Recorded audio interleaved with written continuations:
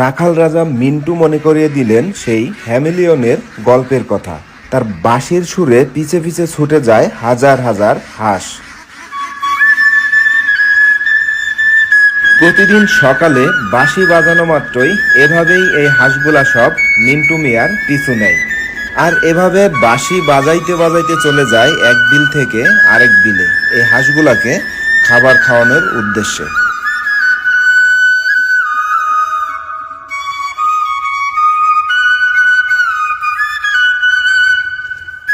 প্রতিদিন সকাল 8টা বাজলেই এভাবেই মিন্টু মিয়া তার হাঁসগুলাকে নিয়ে বেরিয়ে যান বিলের উদ্দেশ্যে।